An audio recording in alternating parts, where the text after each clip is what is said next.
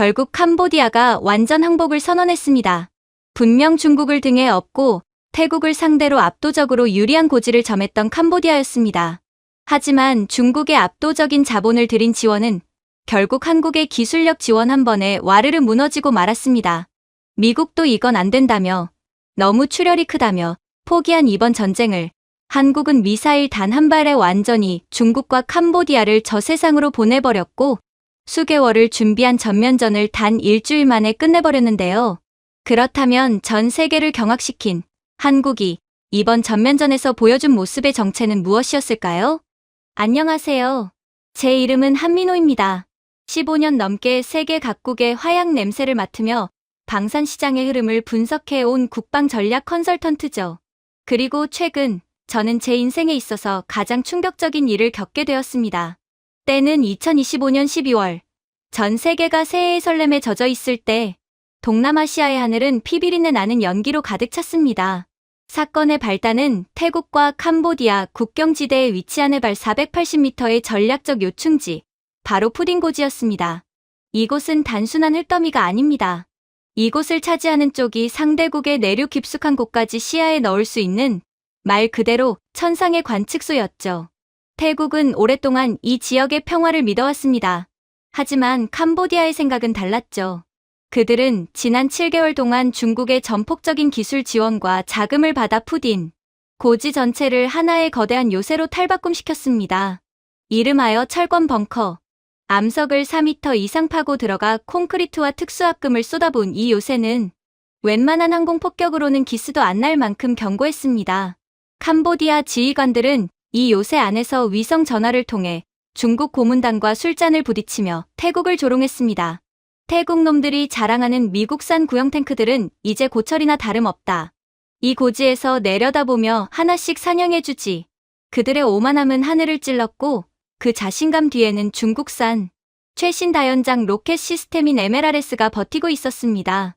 전쟁의 서막은 12월 15일 새벽 4시 고요를 찢는 괴능과 함께 시작되었습니다. 캄보디아의 포신이 일제히 불을 뿜었습니다. 수백 발의 중국산 로켓이 푸딘 고지 아래 태국군 진지를 향해 빗줄기처럼 쏟아졌습니다. 태국군이 신뢰하던 미국산 구형 레이더는 중국의 최신 전파 방해 장비 앞에 무력했습니다. 화면은 지직거리는 노이즈로 가득 찼고 어디서 포탄이 날아오는지조차 파악할 수 없었죠. 대응 사격하라. 적의 위치를 찾아. 태국 지휘관이 절규했지만 이미 늦었습니다. 미국산 M113 장갑차들은 종이 상자처럼 구겨졌고 병사들은 손 쓸 틈도 없이 쓰러져 갔습니다. 이것은 전투가 아니라 일방적인 도살에 가까웠습니다. 푸딘 고지 인근의 평화롭던 마을들은 순식간에 화염에 휩싸였습니다. 관광객들이 북적여야 할 국경 마을은 피난민들의 비명소리로 가득 찼고 아이들은 부모의 손을 놓친 채 울부짖었습니다. 태국 정부는 즉시 국가 비상사태를 선포했습니다. 하지만 상황은 여전히 절망적이었습니다. 국가 경제의 20%를 차지하는 관광산업이 즉시 마비되었습니다. 방콕과 푸켓의 호텔 예약은 90% 이상 취소되었고 주식시장은 연일 한가를 쳤습니다. 관광국가 태국이 전쟁터가 되었다는 소식은 전 세계 소셜미디어를 타고 공포를 확산시켰습니다. 태국의 생명줄이 끊어지고 있었던 겁니다. 태국 정부는 다급하게 전통적인 우방국인 미국과 서방 국가들의 도움을 요청했습니다. 하지만 돌아온 대답은 차가웠습니다. 현재 중동 정세가 불안정하여 추가적인 군사 개입은 어렵습니다. 유엔을 통해 중재안을 검토해보겠습니다. 라는 원론적인 답변뿐이었죠. 사실상 발을 뺀 겁니다. 강대국들에게 태국은 그저 멀리 있는 작은 나라일 뿐이었고 중국과의 마찰을 피하고 싶은 계산기가 머릿속에서 바쁘게 돌아가고 있었죠. 태국 지휘부는 절망했습니다. 현대전에서 공중 지원과 정밀 타격 수단이 없는 육군은 그저 관역판에 불과했으니까요. 바로 그 암담한 순간 태국 합참의 비밀 회의실에서 한 대령이 조심스럽게 입을 열었습니다. 우리에게 아직 한 가지 카드가 남아 있습니다. 3년 전 우리가 도입을 망설였던 그 나라, 대한민국입니다. 회의실에는 정적이 흘렀습니다. 사실 태국은 당시 성능보다는 브랜드 가치를 중시하며 미국산 무기에 목을 매고 있었거든요. 하지만 한국의 방산 기업들은 포기하지 않고 태국의 최적화된 시스템을 제안하며 끝까지 신뢰를 보여주었습니다. 서구 언론들은 당시 한국의 제안을 비웃었습니다. BBC와 CNN 같은 매체들은 한국산 장난감 같은 경공격기와 유도, 폭탄이 실전에서 중국산 화력을 견뎌낼 수 있겠느냐며 독설을 퍼부었죠. 그들의 비웃음은 집요했습니다. 한국은 무기를 만들어 본 지 얼마 되지 않은 초보 국가다. 그들의 무기는 훈련용일 뿐 전장의 지옥을 견디기엔 너무나 약하다. 라는 기사가 연일 쏟아졌습니다. 하지만 태국에 남아있던 한국인 기술진들은 달랐습니다. 다른 나라 대사관들이 직원들을 철수시킬 때 한국 엔지니어들은 기지 한 구석에서 묵묵히 기계를 닫고 소프트웨어를 점검했습니다. 제가 그들을 만났을 때 한 엔지니어는 이렇게 말하더군요. 우리가 만든 무기를 믿고 산 사람들이 죽어가는 걸 두고 볼 수 없습니다. 우리가 끝까지 책임져야죠. 그들의 눈빛에는 서구 언론의 조롱 따위는 안중에도 없는 기술자에 대한 강한 자부심이 서려 있었습니다. 태국 국왕과 군 수뇌부는 결단을 내렸습니다. 지금 우리 곁에 끝까지 남아있는 친구가 누구인지 보라. 한국의 손을 잡겠다. 이 결정은 즉시 서울로 전달되었습니다. 그리고 전 세계가 경악할 만한 속도로 한국의 대응이 시작되었습니다. 대한민국의 기술력이 사람을 구하는 방패가 된다는 것을 전 세계에 증명하라. 는 지시와 함께 한국의 비밀스러운 보급 작전이 개시되었습니다. 서구 매체들은 여전히 패배가 확정된 전쟁에 한국이 뛰어들어 자폭하고 있다며 조롱 섞인 헤드라인을 뽑아냈습니다. 하지만 그들은 몰랐습니다. 대한민국의 방산 기술이 지난 수십 년간 휴전선이라는 거대한 실전장에서 어떻게 단련되어 왔는지를요. 전면전의 불길은 더욱 거세졌습니다. 캄보디아군은 중국의 동료 속에 푸딩고지를 넘어 태국 내륙으로 진격을 시도했습니다.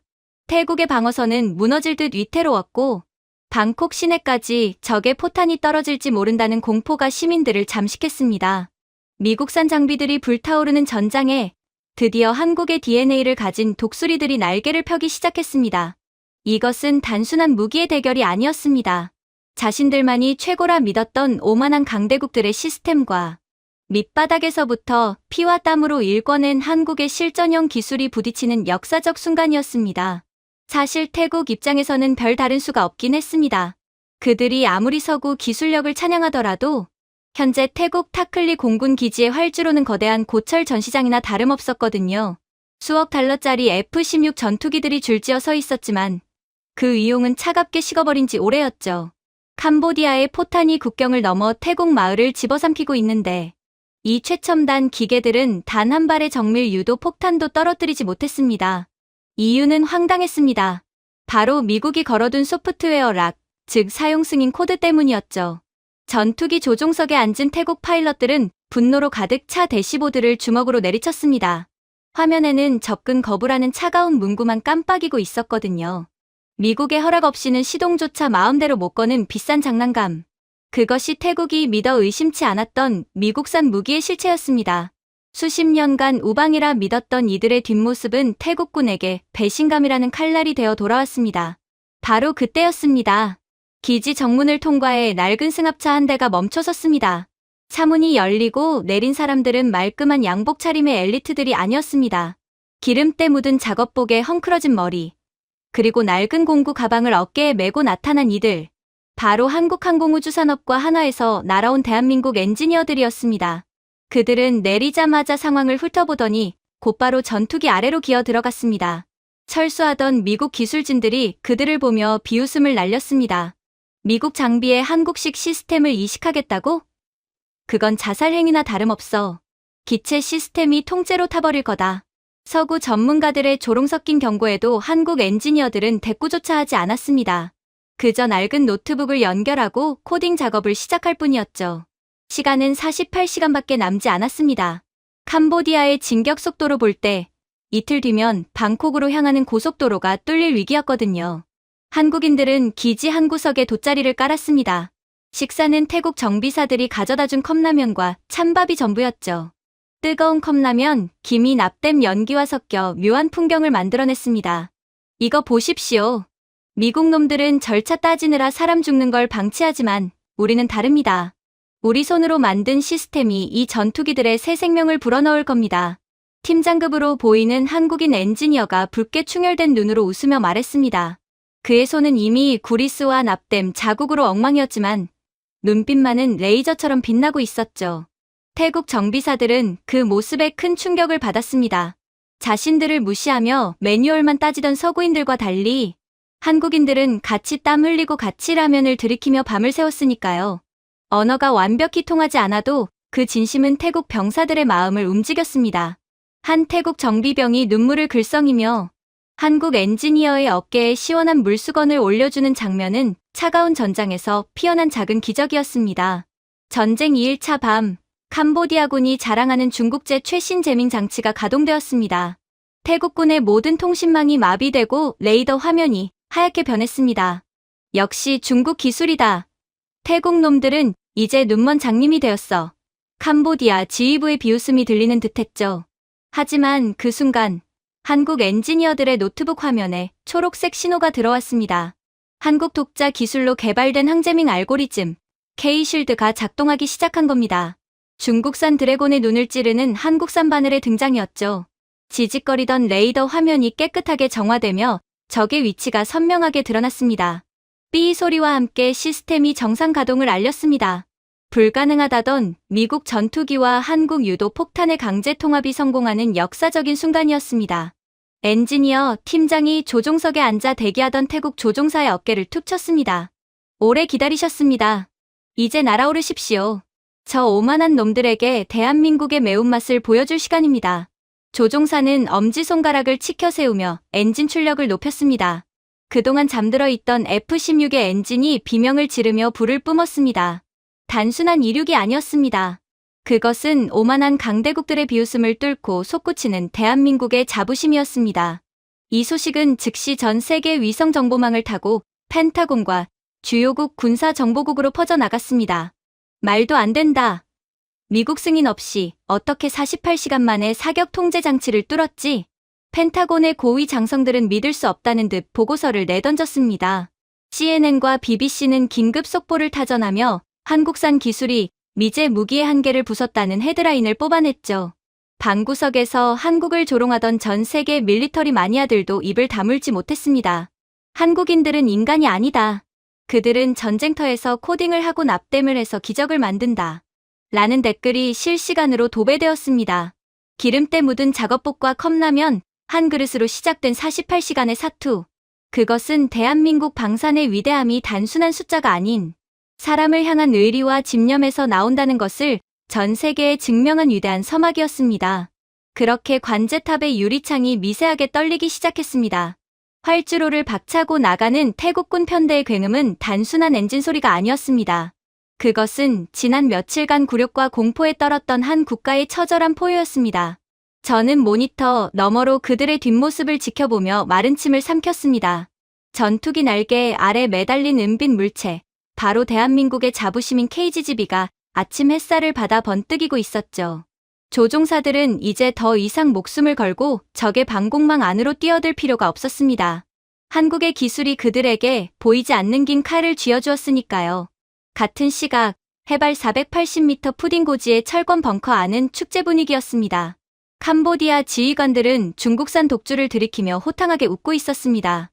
그들 곁을 지키는 중국 고문단은 최신형 레이더 화면을 가리키며 거드름을 피웠죠. 태국 놈들의 고물 F-16은 우리 사거리 근처에도 못 옵니다. 레이더에 잡히기만 해보세요. 바로 잿더미로 만들어줄 테니까. 그들은 자신만만했습니다. 전면에 깎아지른 절벽과 수미터 두께의 안반은 그 어떤 폭격도 막아낼 무적의 방패라고 믿었으니까요. 하지만 그들은 몰랐습니다. 죽음의 사신은 이미 100km 밖에서 날개를 펴고 그들을 향해 다가오고 있다는 사실을요. 태국 조종사가 투하 버튼을 눌렀습니다. 기체에서 분리된 KGB는 잠시 자유 낙하하는 듯하더니 갑자기 접혀있던 날개를 활짝 폈습니다. 그때부터 마법 같은 광경이 펼쳐졌습니다.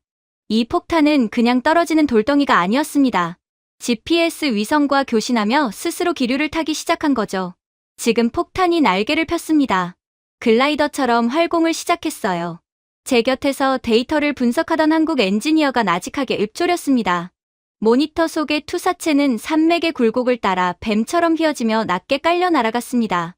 캄보디아의 중국제 레이더는 하늘 높이 뜬 전투기만 찾느라 골짜기 사이를 요리조리 빠져나가는 이 작은 암살자를 전혀 감지하지 못했습니다. 이것은 폭탄이라기보다 하늘을 나는 암살용 부메랑에 가까웠습니다. 물리학의 법칙을 비웃기라도 하듯 KGB는 기류를 이용해 고도를 조절하며 푸딩 고지의 측면을 돌파했습니다. 적들이 천하무적이라 자랑하던 정면 절벽을 유유히 비껴간 거죠.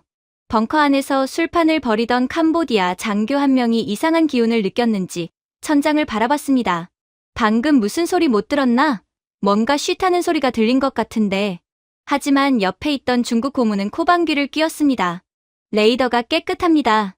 새가 날아가는 소리겠죠. 자, 한 잔 더 하세요. 그 오만함이 그들의 마지막 기억이 될 줄은 꿈에도 몰랐을 겁니다. 목표 지점에 도달한 KGB가 마지막 기동을 시작했습니다.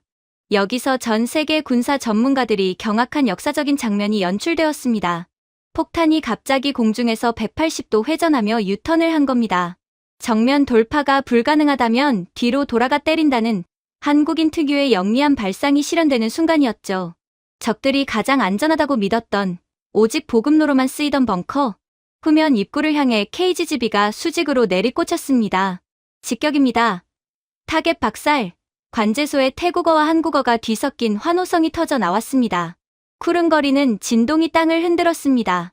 중국이 핵폭격도 견딘다고 호언장담했던 철권 벙커는 한국산 폭탄 단 한 발에 내부부터 찢겨나갔습니다. 벙커 안의 탄약고가 연쇄 폭발을 일으키며 거대한 불기둥이 하늘을 찔렀습니다. 강철문은 종이장처럼 구겨져 튕겨나갔고 지휘소는 순식간에 불바다가 되었습니다. 벙커 안은 그야말로 아비규환이었습니다. 어디서 날아온 거냐? 분명 레이더에는 아무것도 없었다고 비명을 지르던 중국 고문은 폭풍에 휘말려 사라졌고 캄보디아 장교들은 술잔을 든 채 잿더미가 되었습니다. 무적의 요새라 믿었던 자부심은 단 10초 만에 처참한 절망으로 바뀌었습니다. 그러나 정말로 놀라운 점은 그 다음이었습니다. 푸딩 고지 바로 아래에는 태국 민간인들이 사는 작은 마을이 있었습니다.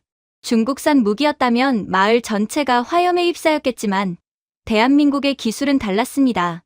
폭발은 오직 적의 요새 안에서만 일어났습니다.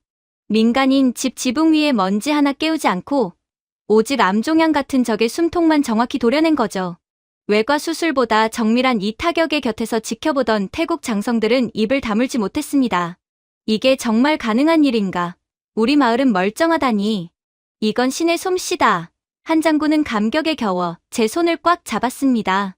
이 타격 영상은 실시간 위성망을 타고 전 세계로 퍼져나갔습니다. 펜타곤의 분석관들은 리플레이 영상을 수십 번 돌려보며 머리를 쥐어뜯었습니다. 폭탄이 유턴해서 뒤를 때렸다고? 이건 물리적으로 불가능해. 한국 놈들, 도대체 폭탄에 무슨 짓을 한 거야? 전 세계 밀리터리 커뮤니티인 레딧과 트위터는 말 그대로 폭발했습니다. 미국 무기도 못한 걸 한국이 해냈다. 중국산 벙커는 한국 무기 앞에선 그냥 모래성이다라는 댓글이 수만 개씩 달렸죠. 방구석에서 한국을 비웃던 서구의 평론가들은 일제히 입을 닫고 수정기사를 쓰느라 바빴습니다. 저는 모니터에 비침 불타는 푸딩 고지를 보며 깊은 안도의 한숨을 내쉬었습니다. 대한민국의 기술은 단순히 사람을 죽이는 도구가 아니었습니다. 가장 적은 희생으로 가장 확실하게 평화를 되찾아오는 지혜로운 방패였던 거죠. 기름때 묻은 작업복을 입고 밤을 새웠던 우리 엔지니어들의 얼굴이 스쳐 지나갔습니다. 우리가 해냈습니다. 여러분의 땀방울이 오늘 수천 명의 태국인을 살렸습니다. 저는 독백하며 창밖을 바라봤습니다. 그러나 불행하게도 벙커가 무너진 직후의 고요는 그리 오래가지 않았습니다. 적들은 우리가 예상했던 것보다 훨씬 더 독이 올라 있었죠. 푸딩 고지의 불길이 채 꺼지기도 전에 캄보디아 하늘 너머로 기괴한 금속음이 울려 퍼졌습니다. 그것은 중국이 비밀리에 급히 공수해준 최신형 개량 전투기 편대의 엔진 소리였습니다. 캄보디아는 이번에도 중국의 뒷배를 믿고 최후의 도박을 던진 셈이었죠. 태국 공군 기지의 레이더실은 순식간에 얼음장 같은 정적에 휩싸였습니다. 화면에는 온통 하얀 노이즈와 지직거리는 전파방해만이 가득했거든요. 태국 관제병들은 당황한 기색을 감추지 못하고 소리쳤습니다. 적기 포착 불가. 적의 전파방해가 너무 심합니다. 이번에 나타난 적기들은 중국이 자랑하는 스텔스 도료가 입혀진 특수 기종들이었습니다. 기존의 태국군 레이더 시스템으로는 도저히 잡아낼 수 없는 하늘의 유령이나 다름없었죠. 조종석에 대기하던 태국 파일럿들의 이마에 식은땀이 흘렀습니다. 보이지 않는 적과 싸워야 한다는 공포는 전장의 그 어떤 무기보다 치명적이었습니다. 이대로 역전이 그대로 묻혀버리며 태국이 완패할 엄청난 위기였습니다. 바로 그때였습니다. 제 옆에서 묵묵히 모니터를 응시하던 한국인 엔지니어가 차분하게 입을 열었습니다. 당황하지 마십시오. 중국이 먼저 자신들의 카드를 꺼냈으니 이제 우리도 한국 시스템을 가동합니다. 그가 키보드를 몇 번 두드리자 먹통이던 화면에 파란색 줄기가 번쩍이며 살아나기 시작했습니다. 그것은 한국 엔지니어들이 밤새 개량한 AESA 레이더와 한국형 데이터링크 시스템이 깨어나는 신호였습니다. 포착했습니다. 시계 2시 방향, 고도 5,000. 놈들이 여기 있군요. 모니터에는 그동안 숨어있던 적기들의 위치가 핀셋으로 집어낸 듯 선명하게 드러났습니다. 중국이 장담했던 스텔스 기술과 전파 방해는 대한민국의 초정밀 레이더망 앞에서 아무런 힘을 쓰지 못했습니다. 낚시꾼이 물속의 고기를 빤히 들여다보듯 우리는 놈들의 움직임을 한 손바닥에 넣고 있었죠.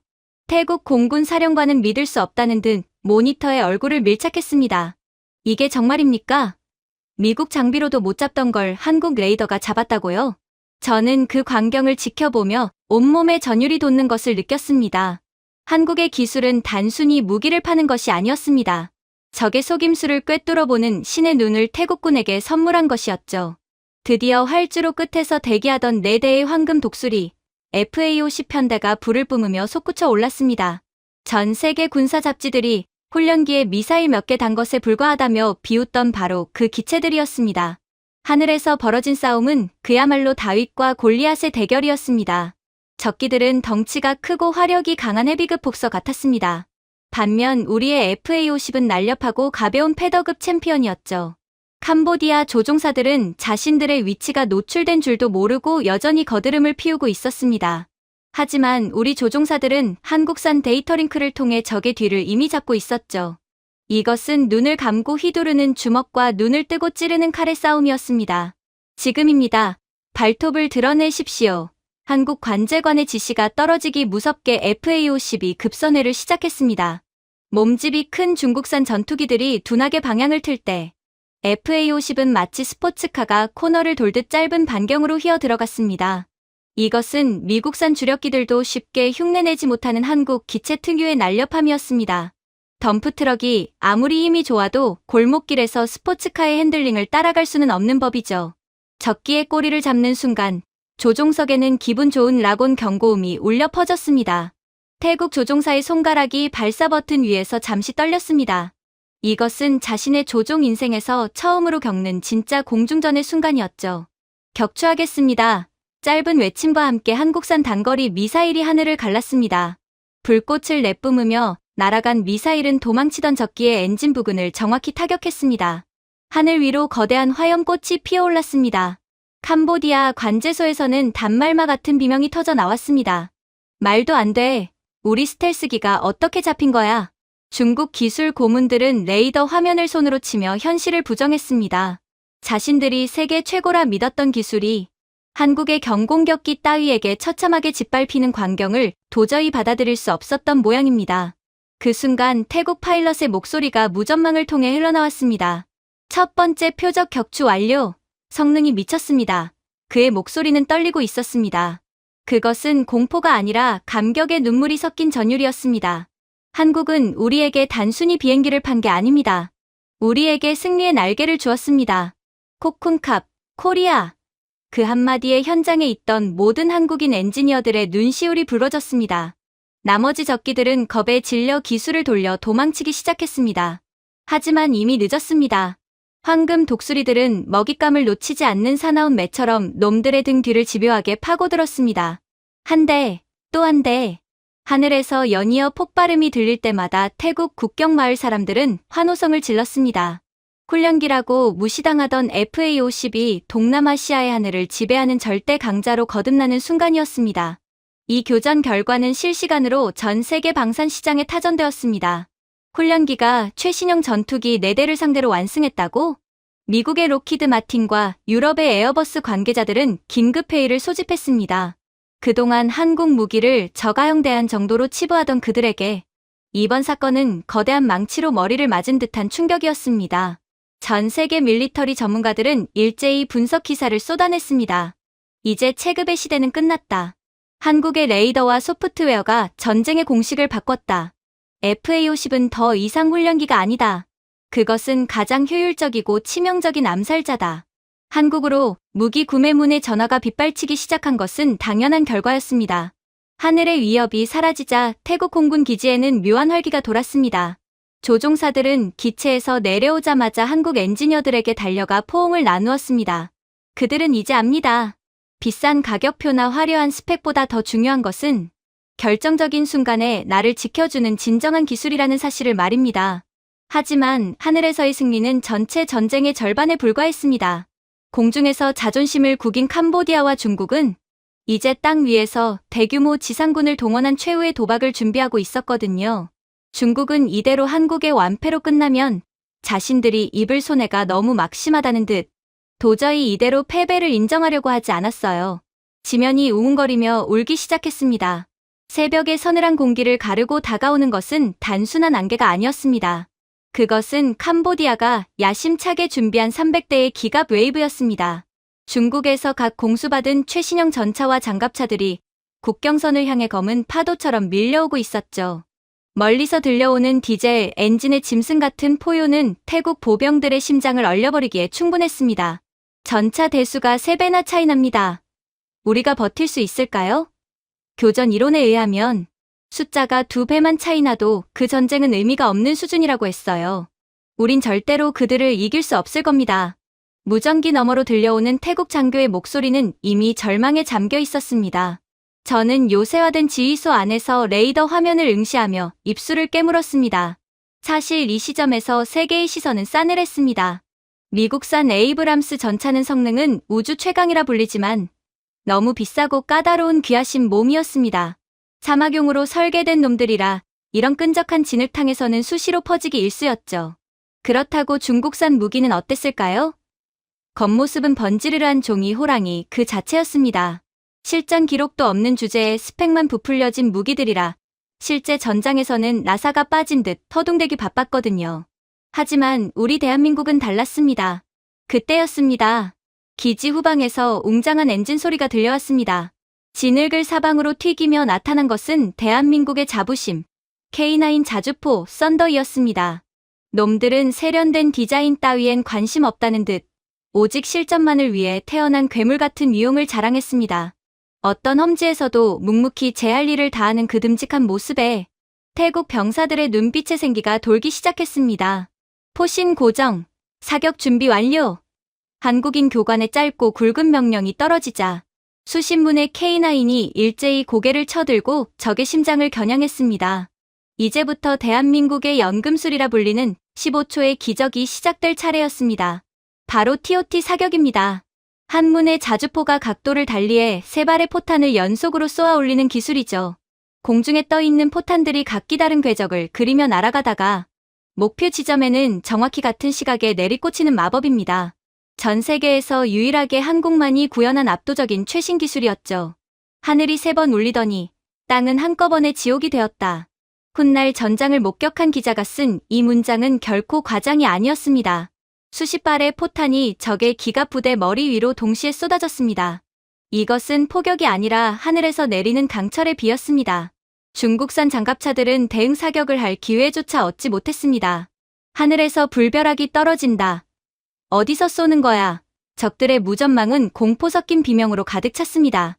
종이장처럼 찢겨나가는 장갑차의 파편들이 사방으로 비산했습니다. 300대의 기갑 웨이브는 단 몇 분 만에 거대한 고철 공동묘지로 변해버렸습니다.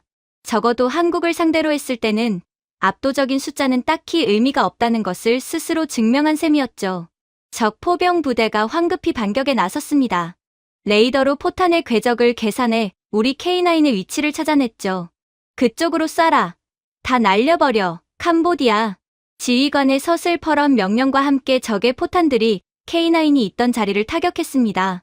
하지만 그곳에는 이미 먼지만 날리고 있었습니다. 대한민국의 전술인 슈덴 스쿠트 덕분이었죠. 포탄을 쏘고 30초 만에 자리를 뜨는 번개 같은 기동성 앞에 적들은 텅 빈 허공에 대고 섀도우 복싱을 하는 꼴이 되었습니다. 적들이 허둥대는 사이 K9은 이미 수백 미터를 이동해 다시 포신을 고정했습니다. 당연히 이것도 전 세계에서 한국만 유일하게 구현한 기술이었으므로 적은 자신들이 귀신을 상대하는 건가 싶어 어리둥절할 뿐이었어요. 그리고 한국은 다시 한번 강철의 비를 뿌리기 시작했죠. 쏘고 피하고 다시 쏘고 피하고. 이것은 전쟁이라기보다 완벽하게 설계된 잔혹한 무용 같았습니다. 무능한 적 포병대는 자신들의 머리 위로 포탄이 떨어지는 순간까지도 우리 위치를 잡지 못해 갈팡질팡했습니다. 중국산 무기의 한계를 여실히 드러낸 순간이었죠. 겁만 화려한 종이, 호랑이가 실전에서 단련된 한국산 괴물을 이길 수는 없는 법입니다. 이건 마치 서로가 주고받는 전쟁이 아닌 그저 일방적으로 한국이 때리기만 하는 일방적 구타쯤처럼 보이기까지 했어요. 그렇게 포격이 잦아들자 기적처럼 살아남은 태국 보병들이 참호 밖으로 기어 나왔습니다.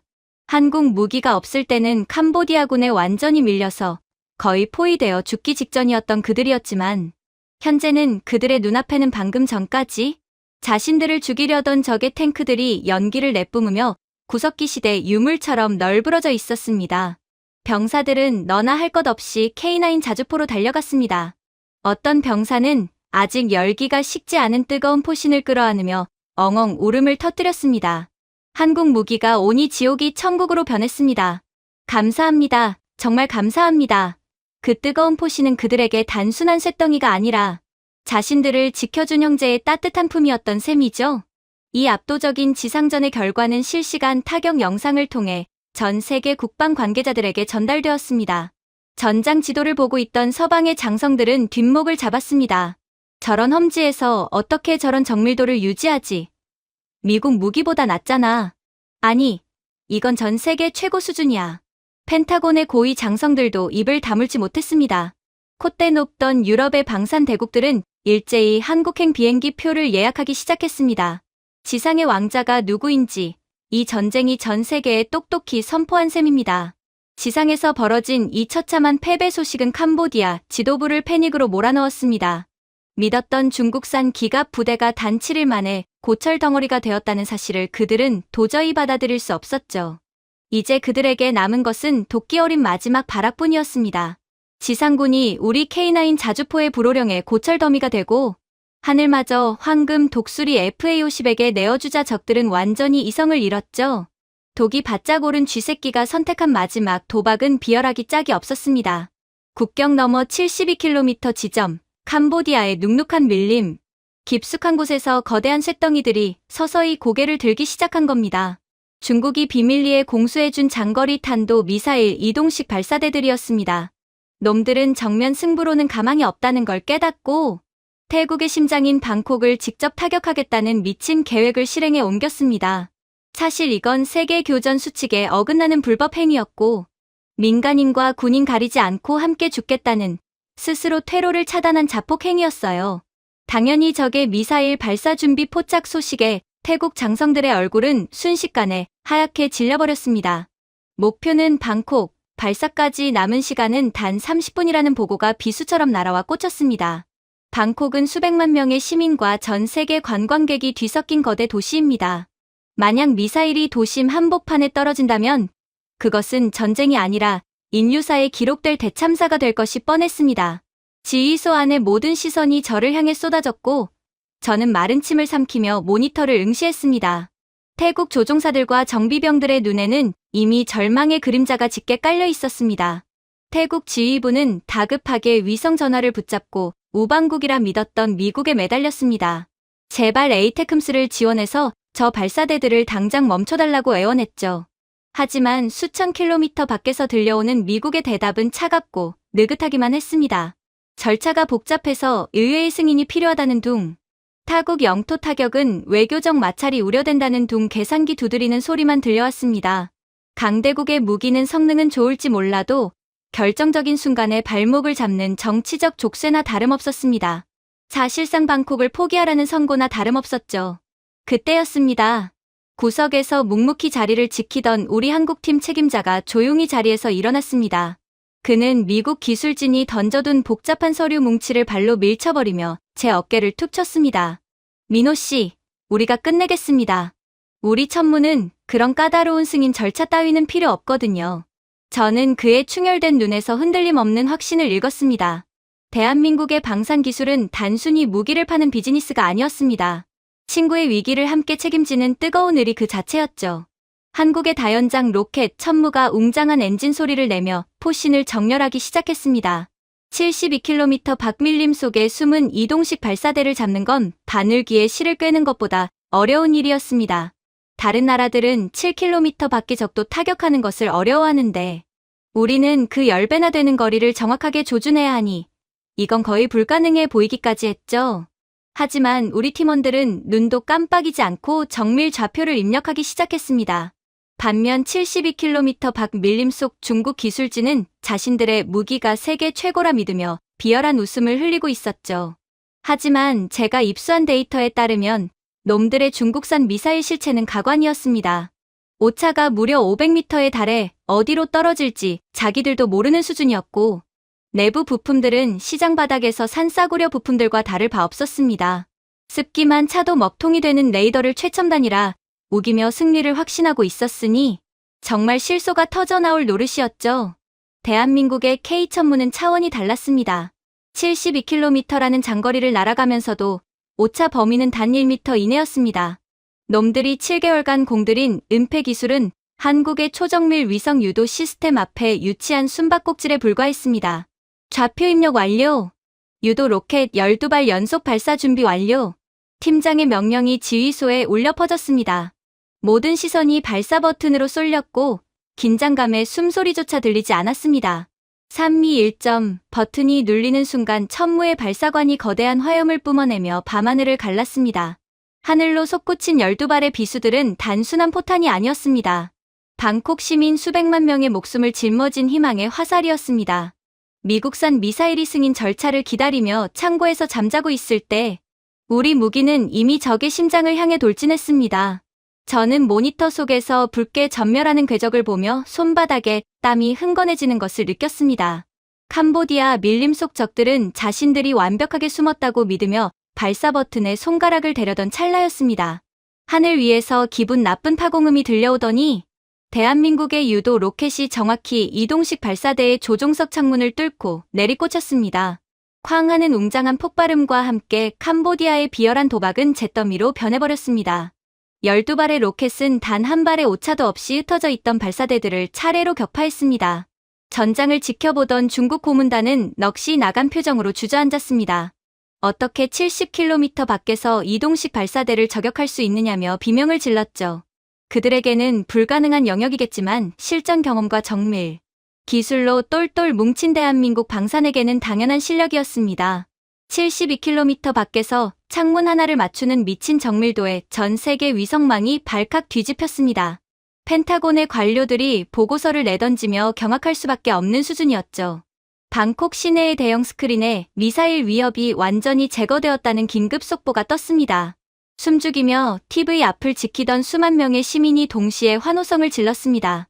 한국이 우리를 구했다. 대한민국. 만세. 거리 곳곳에서 태국인들이 한국 관광객들을 껴안으며 눈물을 흘렸습니다.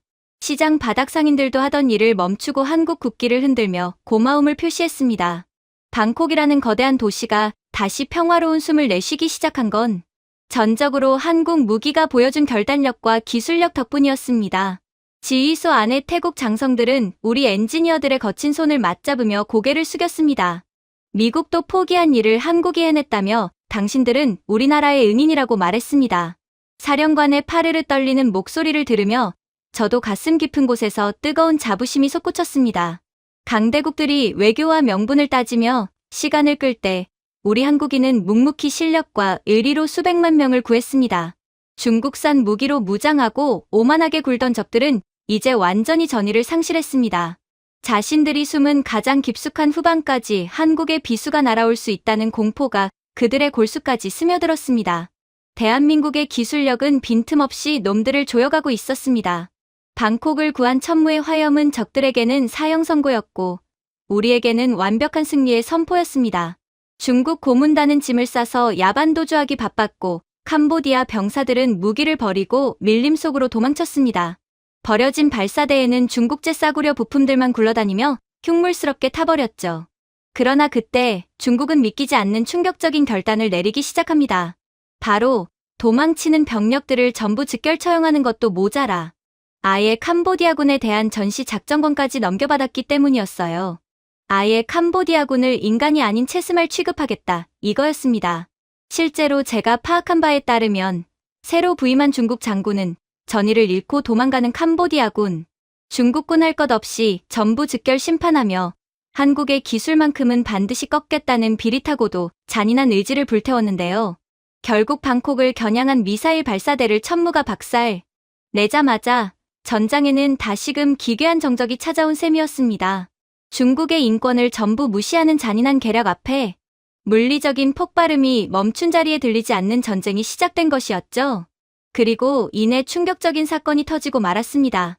갑자기 지휘소 내의 모든 모니터가 지직거리며 하얀 노이즈로 뒤덮이기 시작했거든요.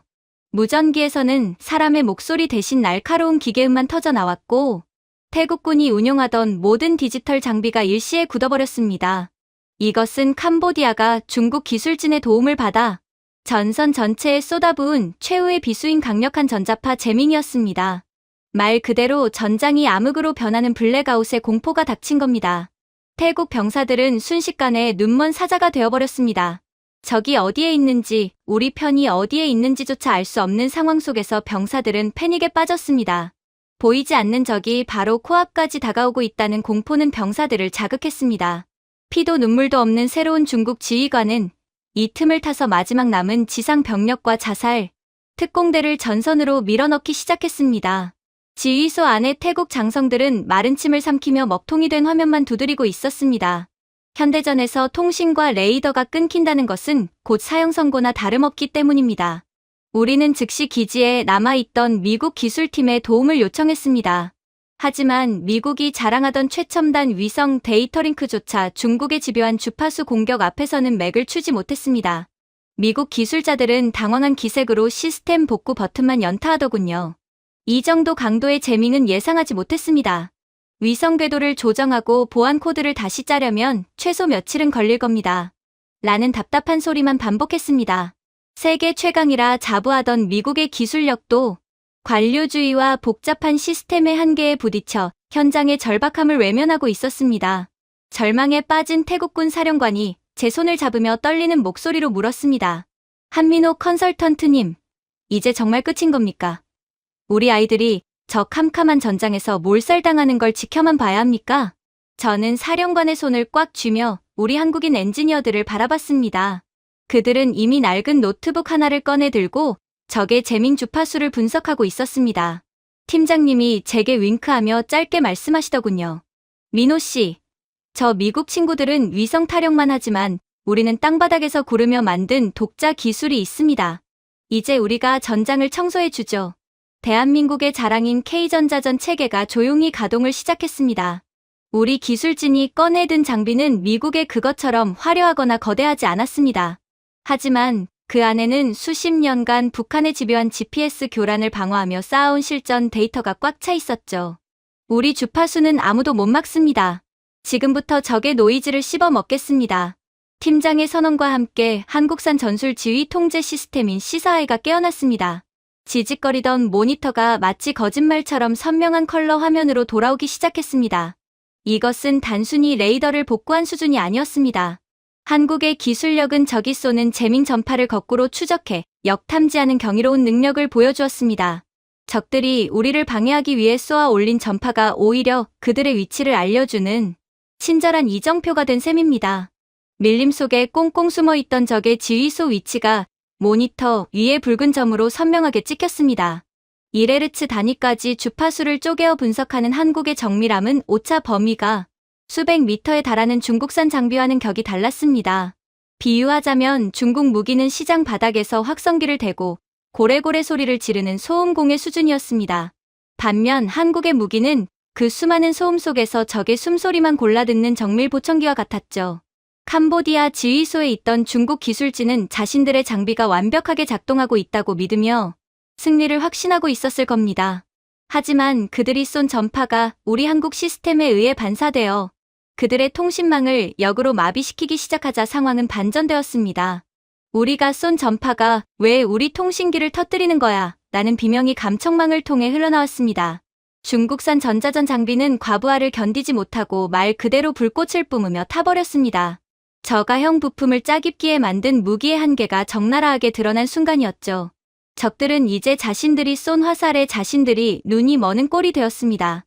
통신이 완전히 끊긴 캄보디아군은 전장에서 자기들끼리 오인 사격을 시작했습니다. 암흑 속에서 아군을 적으로 오인해 서로를 공격하는 지옥도가 펼쳐진 겁니다. 태국군은 단 한 발의 총성도 울리지 않고 적들이 자멸하는 과정을 모니터로 지켜보며 경악했습니다. 태국군 사령관은 눈을 비비며 물었습니다. 이게 마법입니까? 어떻게 적들의 위치를 이렇게 정확히 잡아내고 그들의 통신만 마비시킬 수 있는 거죠? 저는 웃으며 대답했습니다. 이것은 마법이 아니라 대한민국의 소프트웨어 기술력입니다.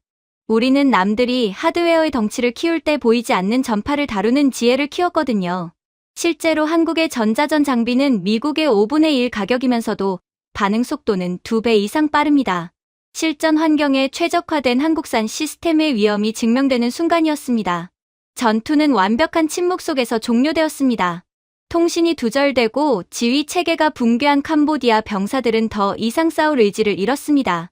그들은 자신들의 무기가 고철 덩어리로 변하는 것을 지켜보며 하나둘씩 참호 밖으로 기어나와 백기를 들었습니다. 병사들은 즉결 심판을 피하려고 자신들의 지휘관부터 처리하는 정말 머리가 띵하고 울리는 오합지졸의 모습만을 보여주었죠. 덕분에 태국군은 피해 없이 적의 최종 거점을 장악해 나갔고 전장에는 승리의 환호성이 울려 퍼졌습니다. 물리적인 폭격보다 더 무서운 것은 적의 뇌와 신경을 마비시키는 한국의 전자전 능력이라는 것을 전 세계가 목격했습니다. 이 전율 돋는 광경을 확인한 전 세계 군사 전문가들은 경악을 금치 못했습니다.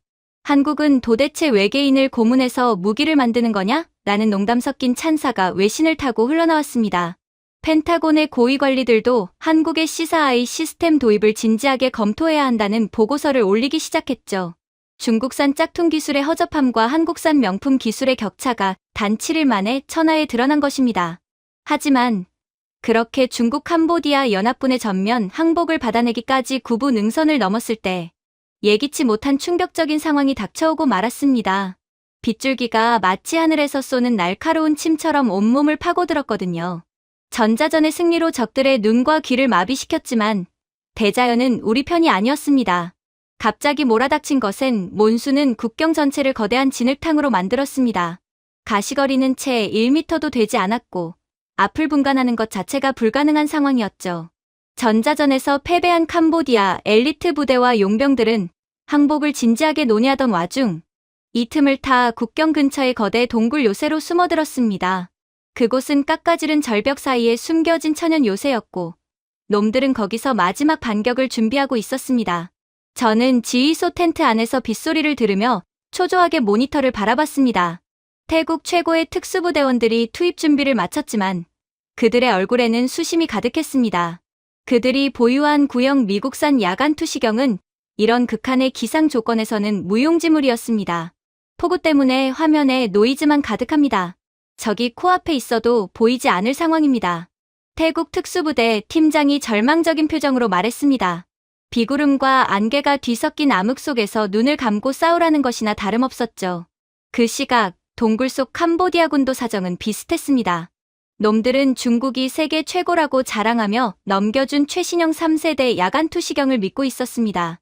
하지만 중국산 무기의 고질적인 병폐가 여기서 터져나왔습니다. 습도가 90%를 넘는 밀림의 폭우 속에서 놈들의 장비는 순식간에 깡통으로 변했습니다. 렌즈 내부에는 습기가 가득 차 화면이 뭉개졌고 번쩍이는 번개 한 번에 센서가 과부하되어 화면이 하얗게 타버렸죠. 이게 무슨 최첨단 장비냐? 안개 낀 유리창을 보는 것보다 못하잖아. 놈들의 지휘소에서 터져나온 비명은 감청망을 통해 고스란히 전달되었습니다. 절망에 빠진 태국군 사령관이 저를 돌아봤습니다. 한민호 컨설턴트님, 이 폭풍우 속에서 우리 병사들을 사지로 밀어넣을 수는 없습니다. 작전을 취소해야 할까요? 저는 사령관의 어깨를 두드리며 텐트 밖에서 대기하던 우리 한국 기술진을 불렀습니다. 그들은 커다란 검은색 케이스를 들고 들어왔습니다. 그 안에는 대한민국의 광학 기술이 집약된 차세대 열영상 및 야간 투시 복합 장비가 들어있었습니다.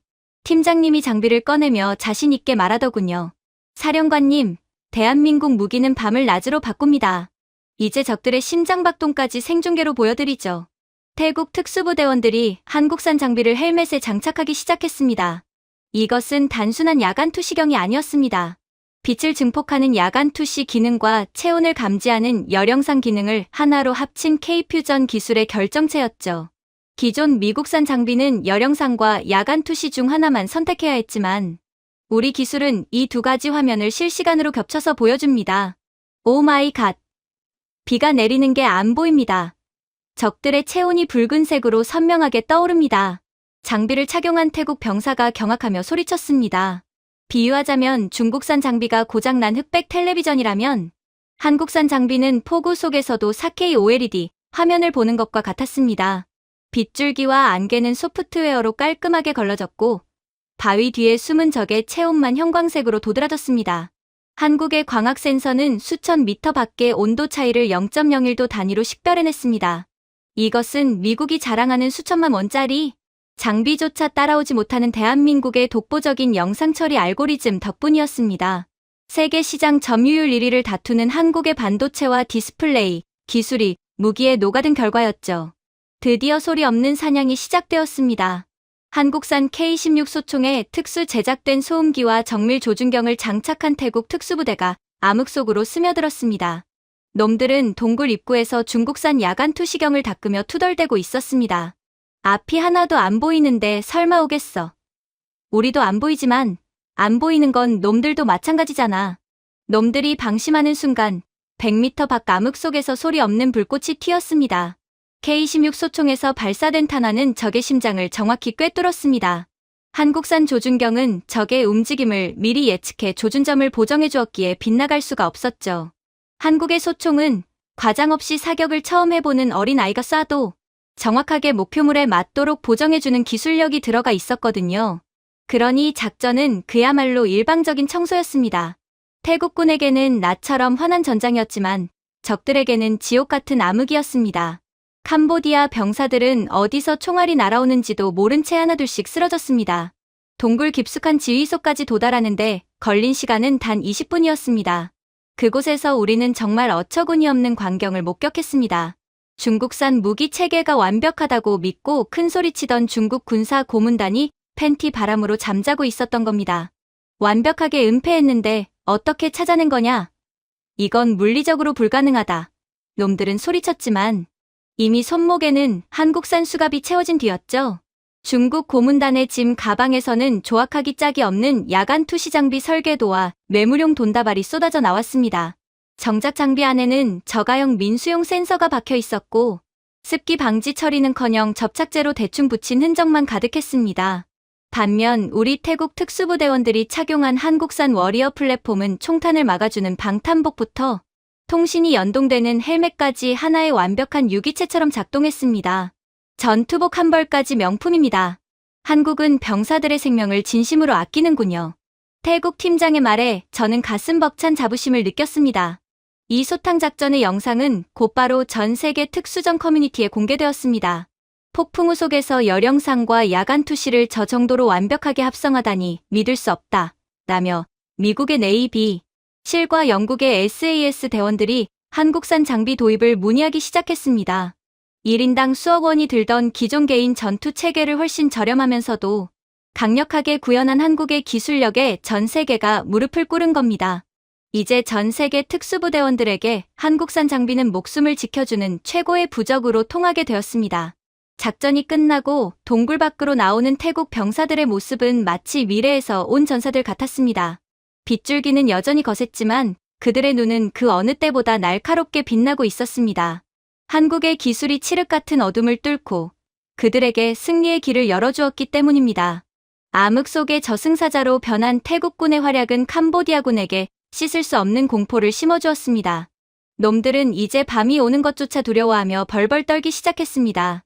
그러나 이러한 마지막 세력까지 정리했다는 데에 따른 기쁨도 잠시 중국은 정말 예상치도 못한 충격적인 카드를 꺼내기 시작했어요. 그건 바로 자신들이 이번 전면전에서 한국의 기술력에 밀려 완패했다는 건 인정하겠으나 중국의 자존심을 꺾은 대가는 반드시 치르게 해주겠다는 자폭 작전이었어요. 일단 암흑 속 소탕 작전에서 살아남은 캄보디아 지도부는 국경에서 150km나 떨어진 수도 근교의 비밀 요새로 숨어들었습니다.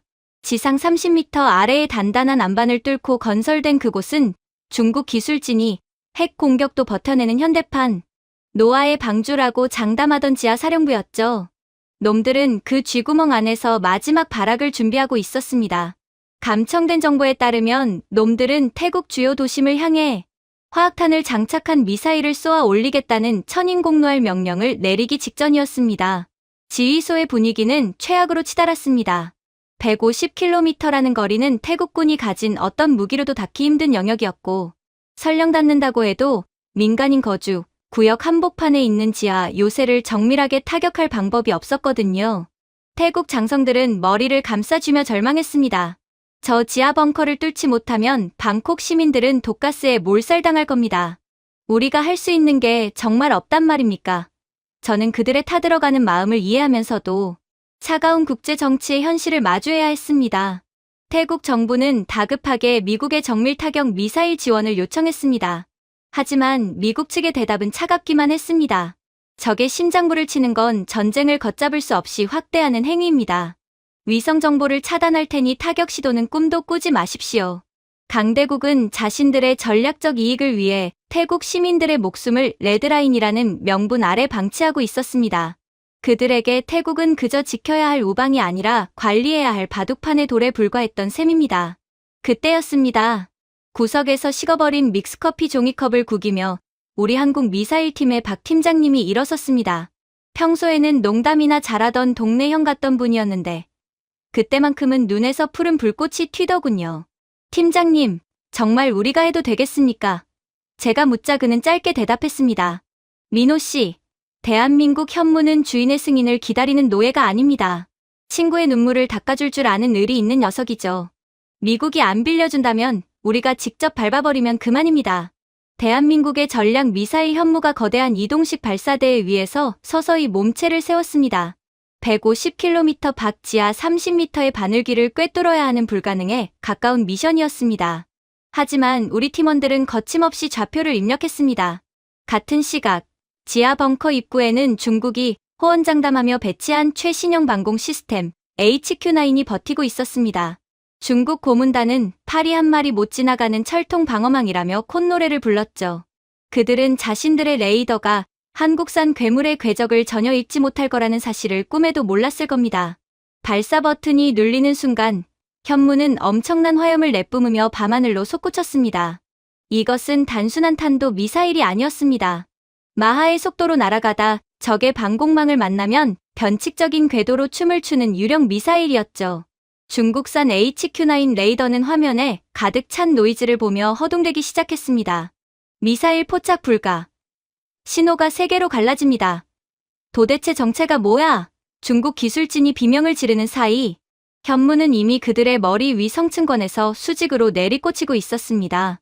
비유하자면 중국산 방공망은 문먼 장님이 허공에 지팡이를 휘두르는 꼴이었고 우리 현무는 보이지 않는 곳에서 급소만 노리는 닌자였습니다. 사실 중국 무기는 덩치만 컸지 소프트웨어는 깡통이나 다름없었습니다. 센서 하나가 고장나면 전체 시스템이 멈춰버리는 한심한 수준이었죠. 반면 대한민국은 극한의 오차를 허용하지 않는 반도체 기술을 미사일의 뇌에 이식했습니다. 150km를 날아온 미사일이 지하 벙커의 환풍구 구멍을 찾아 들어가는 말도 안 되는 정밀도를 구현한 겁니다. 쾅하는 묵직한 진동이 지표면을 흔들었습니다. 현무는 건물을 통째로 날려버리는 무식한 방식이 아니었습니다. 지표면을 뚫고 들어가 지하 30m 안반을 관통한 뒤 정확히 지도부의 지휘 통제실 안에서 폭발했습니다. 벙커 내부에서 화학탄 발사 명령을 내리려던 적의 지휘 체계는 그 한 발로 완벽하게 증발했습니다. 어떻게 여기까지 미사일이 들어와? 이건 신이 쏜 화살이다.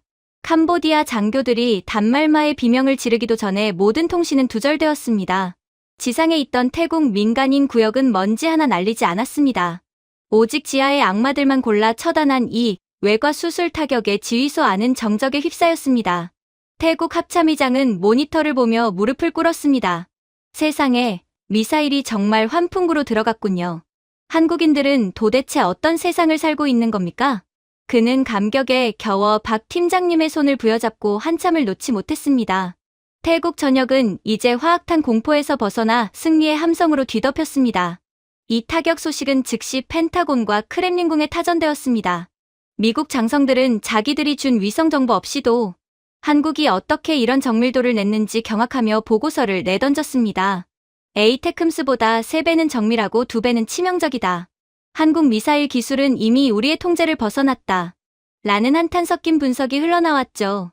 방구석에서 한국을 비웃던 서구의 군사평론가들은 일제히 입을 닫고 대한민국의 미사일 연대기를 공부하느라 밤을 새워야 했습니다. 하지만 진짜 문제는 따로 있었어요. 사령관을 잃은 독사의 머리는 사라졌지만 그 꼬리는 여전히 본능적으로 발악하고 있었거든요. 적들은 모두 섬멸되었지만 적들이 최후의 보루로 남겨두었던 자동 프로그램이 가동된 겁니다. 하늘 위로 시커먼 먼지구름이 일더니 수천 대의 소형 드론이 메뚜기 떼처럼 솟아올랐습니다. 이것은 이제 사람이 조종하는 무기가 아니었습니다. 사전에 입력된 좌표를 따라 무조건 돌진하는 자살 드론 수험, 즉 집단 공격 체계였죠. 목표는 태국의 생명줄과도 같은 차오프라야 강의 대형댐이었습니다. 만약 그 거대한 제방이 무너진다면 하류에 사는 수백만 명의 시민은 자다가 수몰될 위기였습니다. 저는 지휘소 옥상에서 하늘을 가득 메운 시커먼 드론떼를 보며 마른 침을 삼켰습니다. 태국군은 당황해서 대공포를 쏘아 올렸지만 그것은 마치 모기 떼를 향해 대포를 쏘는 격이었습니다. 수천 발의 탄약이 하늘을 수놓았지만 손가락만 한 드론 수천 대를 일일이 맞추기엔 역부족이었죠. 미국산 패트리어트 미사일은 한 발에 수십억 원을 호가합니다. 그런데 고작 몇십만 원짜리 장난감 드론 한 대를 잡으려고 그 귀한 미사일을 날릴 수는 없는 노릇이었습니다. 태국 장교들은 머리를 감싸주며 절규했습니다.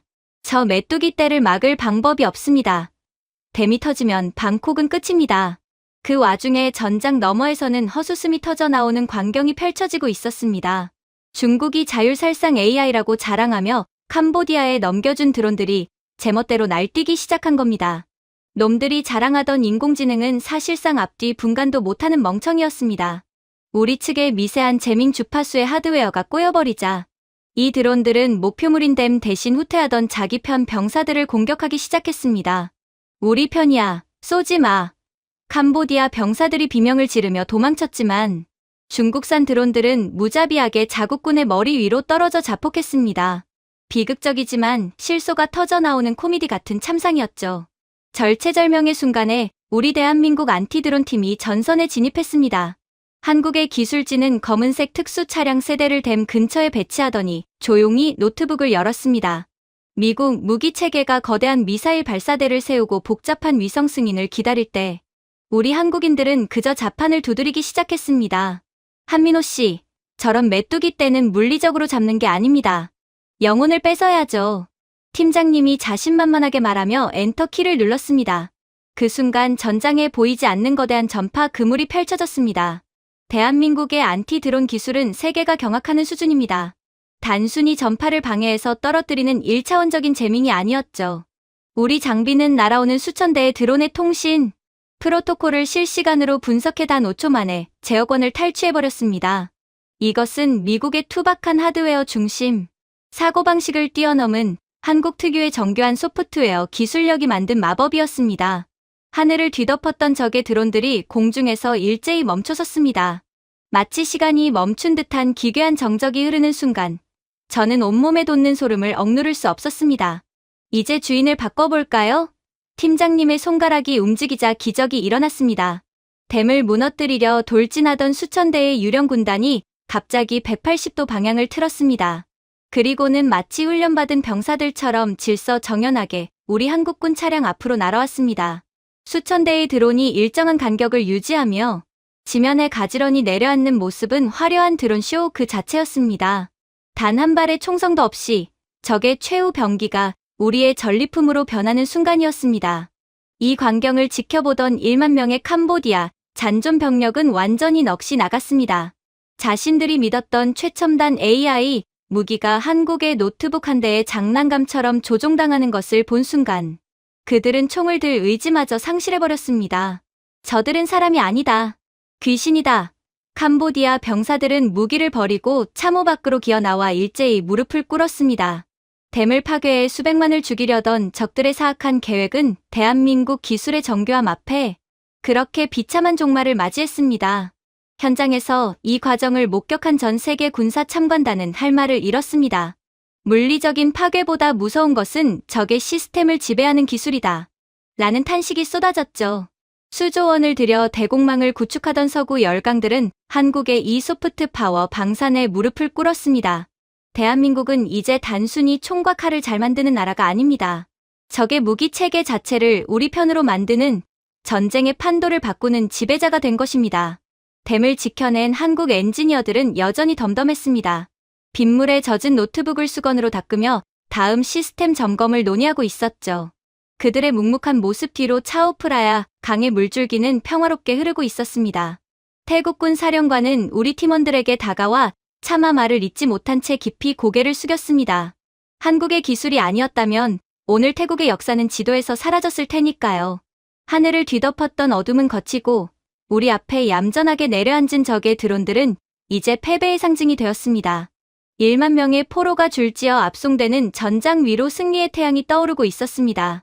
대한민국의 압도적인 IT 기술력이 빚어낸 이 기적 같은 승리는 적들에게는 평생 잊지 못할 공포가 되었고 우리에게는 자부심의 정점이 되었습니다.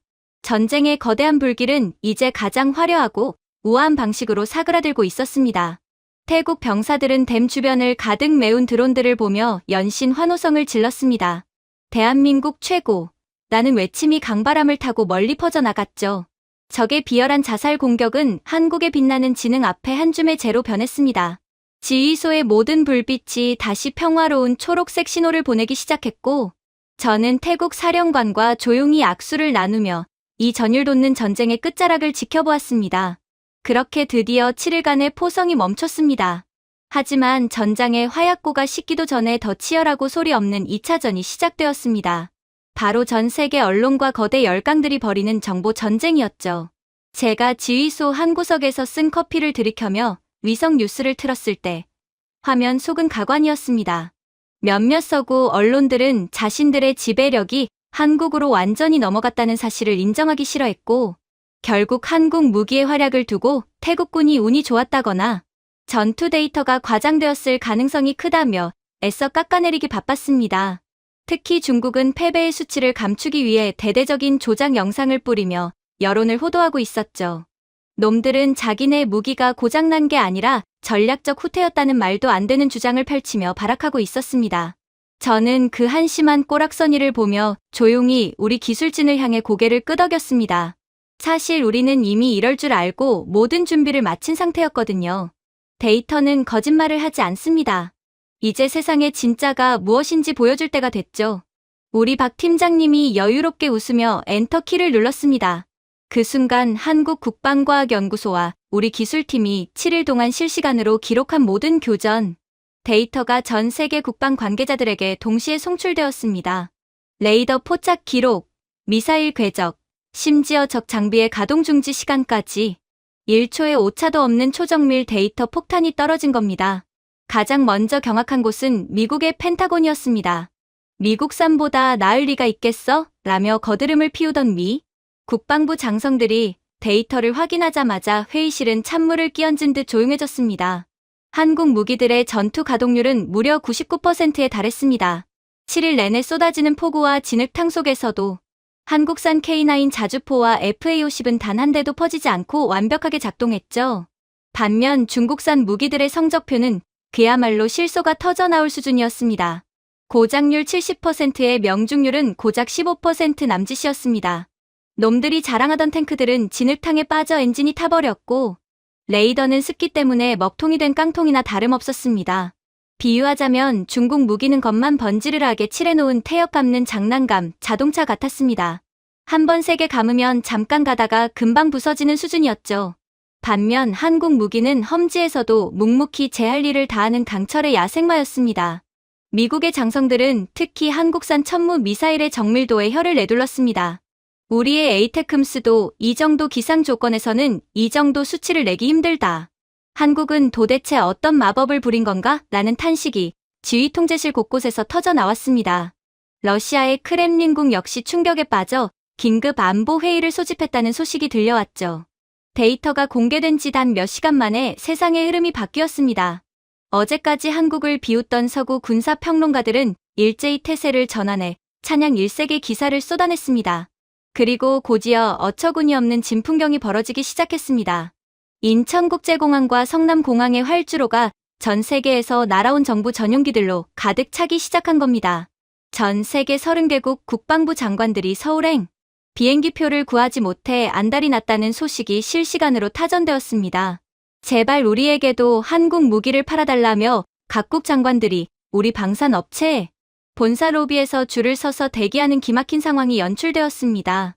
이것은 단순히 무기 몇 개를 더 파는 차원의 문제가 아니었습니다. 전 세계는 이제 한국 무기를 하나의 전쟁 운영체제로 인식하기 시작했습니다. 한국 무기는 단순히 총과 배가 아니다. 그것은 승리를 보장하는 표준이다. 라는 말이 돌기 시작했죠. 이제 한국의 C4I 시스템이나 데이터링크가 없으면 현대전을 치르는 것 자체가 불가능하다는 K표준의 시대가 선포된 셈입니다. 콧대 높던 유럽의 전통 방산 강국들도 이제는 한국 무기를 수입해서 자기네 시스템에 이식하겠다며 고개를 숙였습니다. 한국 무기가 전 세계 안보의 중심이자 기준이 된 이 압도적인 순간에 제 가슴은 터질 듯이 부풀어 올랐습니다. 태국 현지의 반응은 더 뜨거웠습니다. 전쟁이 끝나고 거리에 나가니 방콕과 푸딩고지 근처 마을 학교마다 태극기가 걸려 있었습니다. 어린아이들이 서툰 한국말로 감사합니다를 외치며 우리 엔지니어들에게 꽃목걸이를 걸어주더군요. 관공서 건물에는 국왕의 초상화 옆에 대한민국 국기가 당당히 배치되었습니다.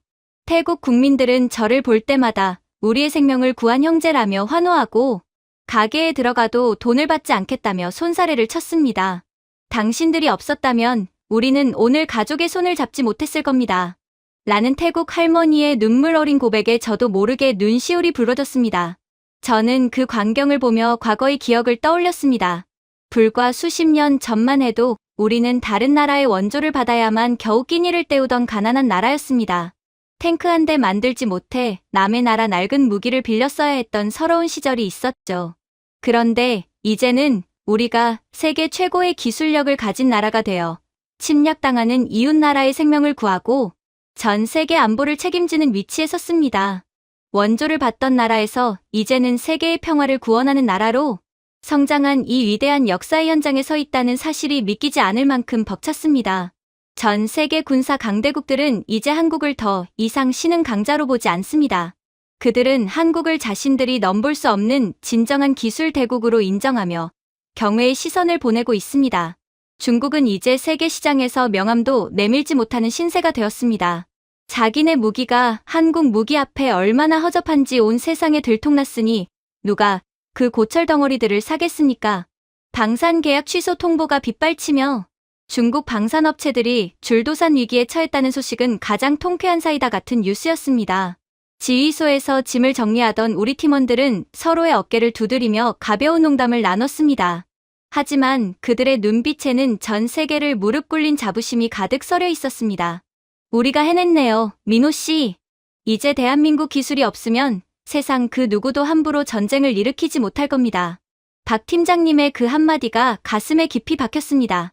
평화는 국어라는 것이 아니라 압도적인 힘과 기술로 쟁취하는 것이라는 진리를 우리는 7일 동안 전 세계에 증명해 보였습니다. 활주로를 따라 웅장한 굉음을 내며 비상하는 FA-50의 뒷모습 위로 황금빛 노을이 쏟아졌습니다. 그 눈부신 빛은 이제 세계의 중심이 된 대한민국의 찬란한 미래를 상징하는 것 같았습니다. 태국 공군 병사들이 우리를 향해 거수경례를 하며 눈물을 글썽이는 모습이 백미러 속으로 멀어져 갔습니다. 우리는 단순히 무기를 가져온 것이 아니라 태국인들에게 다시는 빼앗기지 않을 평화와 대한민국의 든든한 형제를 선물한 것이었습니다. 전쟁의 상흔은 조금씩 지워지겠지만 대한민국의 위대한 방산 신화는 태국의 역사와 전 세계 안보 전략 속에 영원히 지워지지 않을 글귀로 새겨졌습니다. 저는 비행기 좌석에 몸을 기대며 눈을 감았습니다. 7일간의 짧고도 긴 여정이었지만 그 시간은 대한민국이 세계 안보의 수호자로 거듭난 가장 위대한 7일이었습니다. 이제 전 세계 어느 곳에서도 태극기가 그려진 무기를 보면 적들은 공포에 떨고 우방들은 안도하는 그런 시대가 열렸습니다. 우리는 진정으로 위대한 나라의 국민이라는 사실을 다시 한번 가슴 깊이 새기며 미소 지었습니다. 운항 중인 비행기 창밖으로 보이는 구름 너머, 이제 대한민국이 개척한 새로운 표준의 시대가 활짝 열리고 있었습니다. 압도적인 국격의 상승과 함께 우리는 이제 누구도 무시할 수 없는 진정한 인류 국가가 되었음을 온 세상에 선포했습니다. 펜타곤도 크렘린궁도 고개를 숙이게 만든 우리의 기술과 의지는 이제 인류의 평화를 지키는 가장 견고한 방패가 되어 빛나고 있었습니다. 제가 준비해온 내용은 여기까지입니다. 끝까지 시청해주셔서 진심으로 감사드리며 여러분들의 구독과 좋아요, 알림 설정은 영상 제작에 큰 힘이 됩니다. 이상 세모튜브였습니다.